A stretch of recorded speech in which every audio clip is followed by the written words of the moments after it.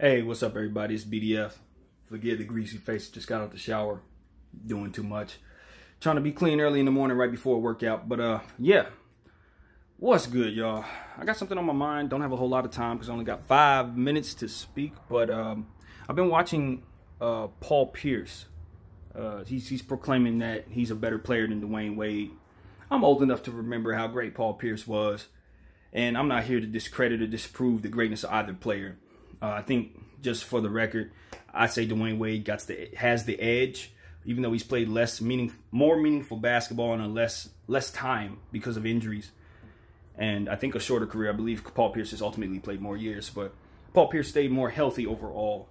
Even though Paul Pierce played on worse teams earlier in his prime, he was on more bad teams at his best than he was on good teams. So Paul Pierce, his numbers are going to be inflated because he was playing with a bunch of bad players, and also his wins are going to be probably lower than what they would have been if he would have had players that were great. So Paul Pierce, it's close. It's closer than people are going to give it credit for.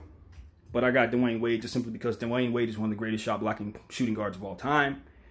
And I don't know where Paul Pierce lands defensively, but I don't think he's elite. He had a big body, though. He was sturdy, but he wasn't elite. But my thing here is this. Paul Pierce, I don't know the guy personally at all. He's an LA native legend, even though he didn't represent our city. He's a Hall of Fame basketball player from our town, so that deserves a lot of respect. But the fact that he is a LA legend and he's asking for credit in comparison to another great who's about to retire, this week, particularly this week, the week of Nipsey Hussle's passing, I just think it sends the wrong message as a person from this city. You know what I mean? Like, here was Nipsey, somebody who lived for the betterment of others, and for his legacy is that he tried to unite people and put people together and bring the hood to the 21st century and bring the hood to a place where they had a sense of self-respect and honor amongst themselves, to know that they don't have to display strength through violence. There are other ways to display strength, and one of them is through uniting and being on one accord. So that was his legacy. It wasn't about bettering himself or getting recognition. He actually showed no concern for recognition, more so progression, and knew that recognition would come because of it. That's the blueprint for how to truly be loved. That's the blueprint for how to truly be respected.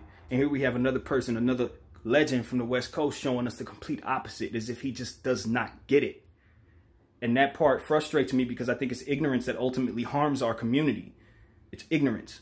It's not a lack of anything other than understanding for how to actually get what we want. We want recognition. We want to help our communities. We want to feel safer. We want to feel stronger. We want to feel respected. And we go about getting those things the wrong way a lot of the time. And I think someone like Nipsey Hussle showed us exactly how to really get what it is that we're after, and how to properly assess what true strength and true respect actually is. So to Paul Pierce, I say, man, you were a great player. I'm old enough to remember it.